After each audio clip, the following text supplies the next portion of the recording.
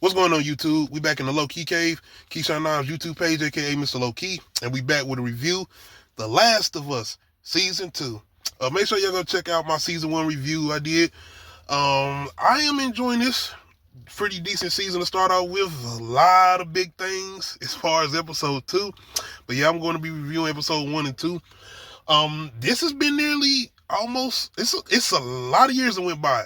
Ellie is 19 years old.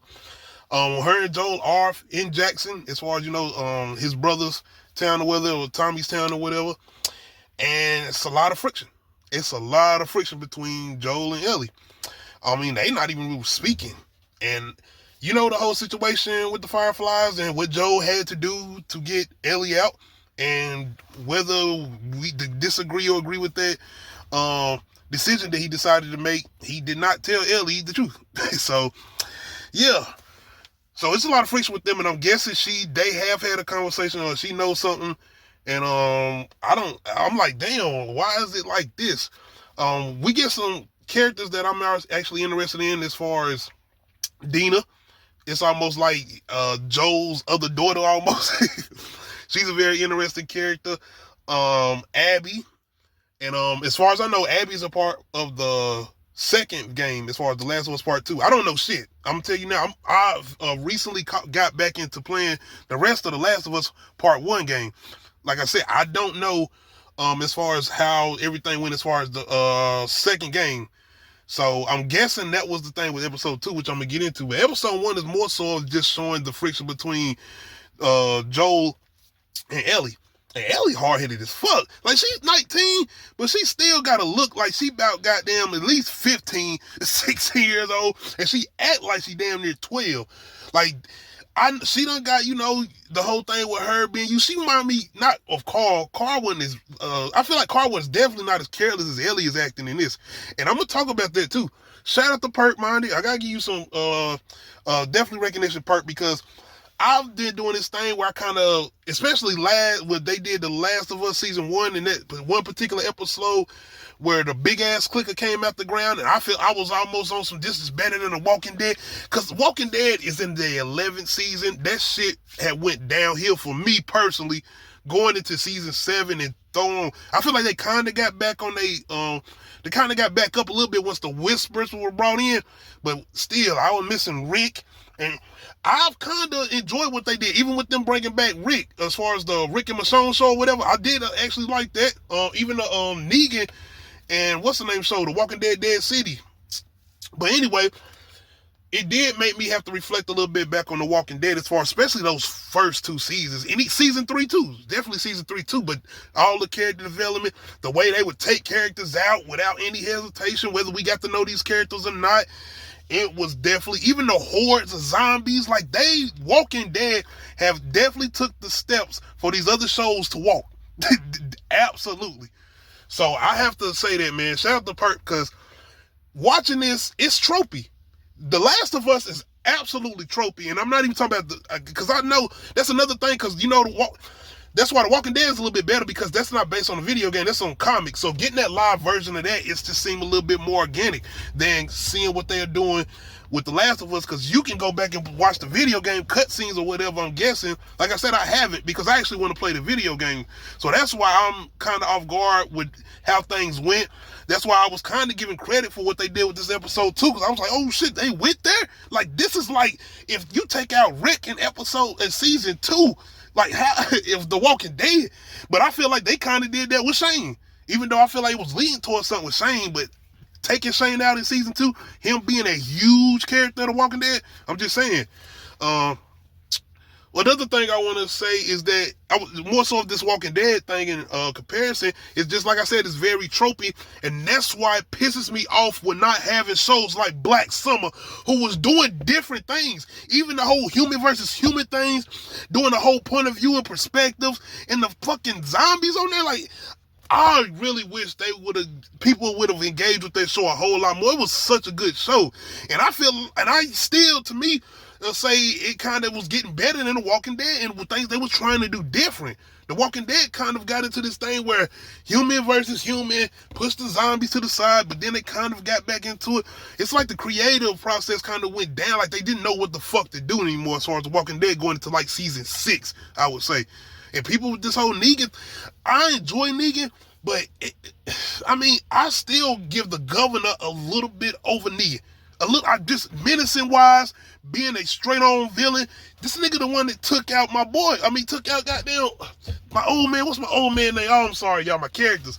But anyway, I had to mention that because of just watching this. And once again, I want to shout out Perk Monty because he did make me kind of reflect on how good The Walking Dead actually was. Just how good that show was.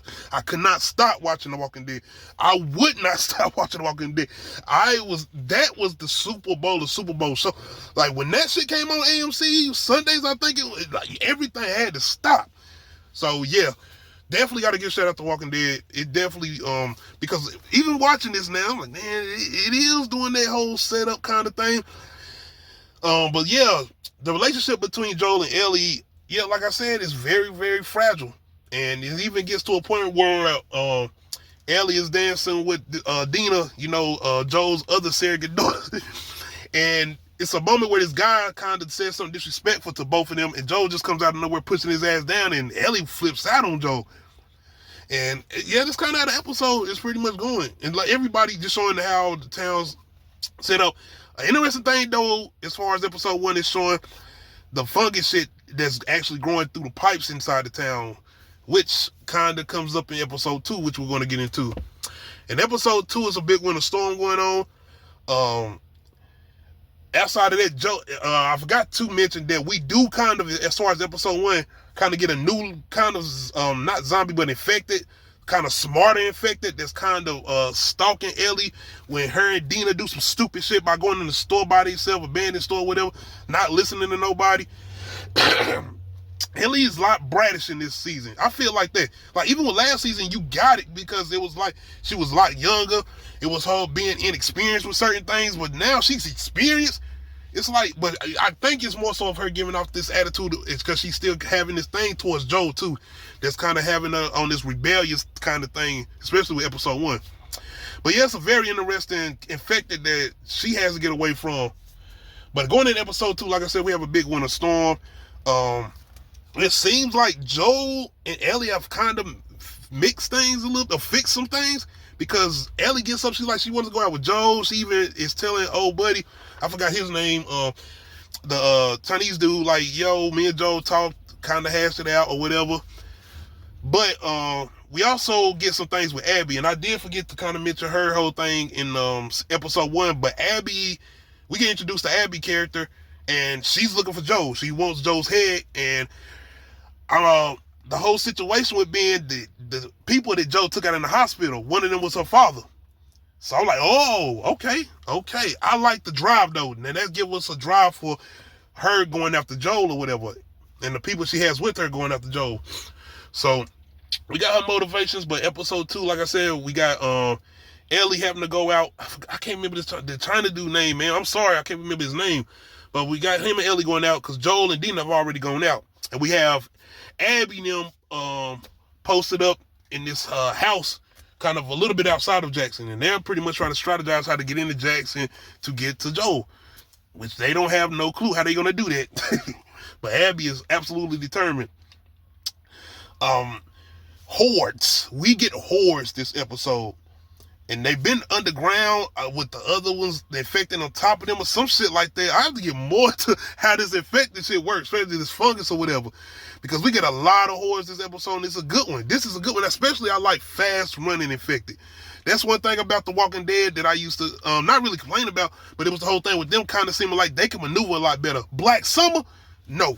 You getting hordes of zombies running full speed, 28 weeks later type of shit, no.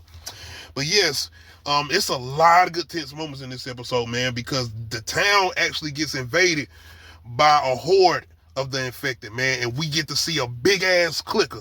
And this is good moments with Tommy, a lot of good moments with Tommy. And I didn't know how they was gonna get out of this shit, because the way they come into this town and goddamn these flamethrowers, and shout out to the two dudes Tommy has to go to get the flamethrower because they see the big ass click about to bust through the wall, and it's 4 of them out there with flamethrowers. That horde come through and the clicker bust through, 2 of them niggas is out. And I don't blame them at all. It's no way you could be able to stand there with these fast-paced ass zombies running towards you. But it's a very intense scene with Tommy going up against a big ass clicker. And I was like, see, that's a mistake I made because I kind of got into this thing with, okay, I feel like it's certain characters that are safe. Tommy safe, Joel safe, Ellie safe. I feel like Tommy's wife could possibly be safe. My girl off True Blood, Maria, I think she could possibly be safe.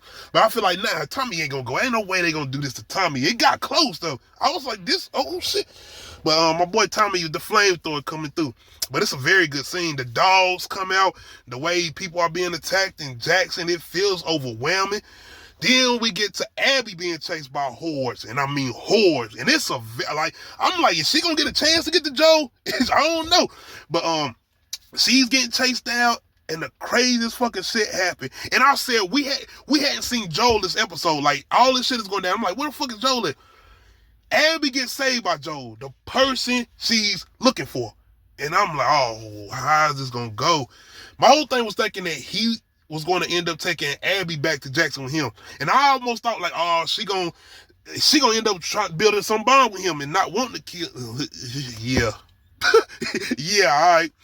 Abby talks Joel and Dina, because Joel is with Dina, who went out on the run, which I don't know. But his thing was letting Ellie sleep. And that's why I said maybe they did have some type of conversation. We more than likely would get some type of flashback or something.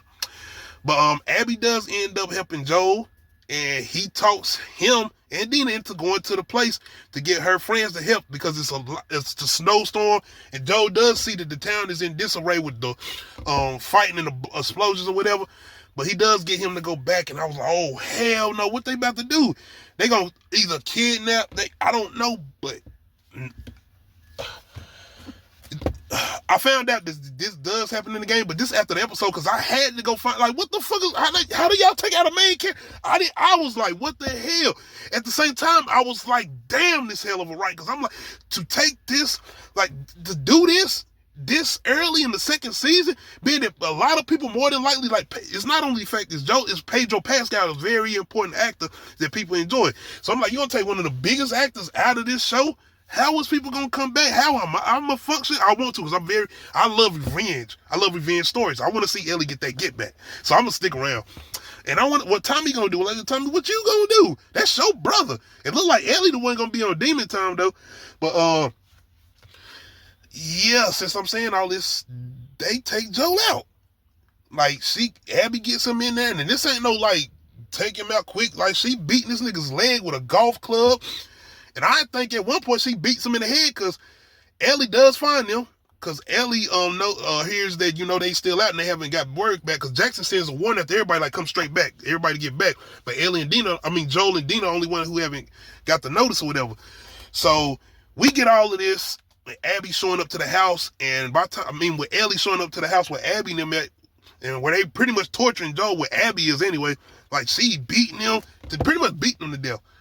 So Ellie walks in and she get one off on somebody, and the acting is what's key. I guess that's what's really indulging me, especially the acting and the relationship between Joel and Ellie. Like, it's top notch, it is.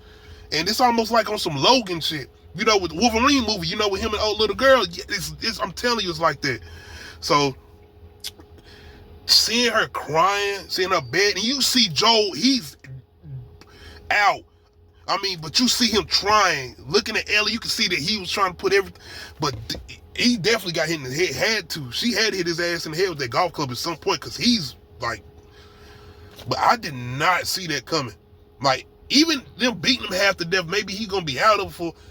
She kills him. Like, she grabs the broken piece of the golf club and sticks it through his neck. That's it. And to watch Ellie crawling across that room and laying on him, like, oh my gosh. And the fact that their relationship was so fragile to this moment. And the fact that more than likely, or possibly that they had came to some type of reconciliation, but to see him get took out that way, very, very intense episode, and that's why it kind of got me to that whole Walking Dead thing. Like, man, Walking Dead would have dragged this out, but I forgot, like, the first 3 seasons of Walking Dead, they was taking main characters out left and right. Like, third season, T-Dog, Rick's white baby mama gone. Like we thought Carol was gone.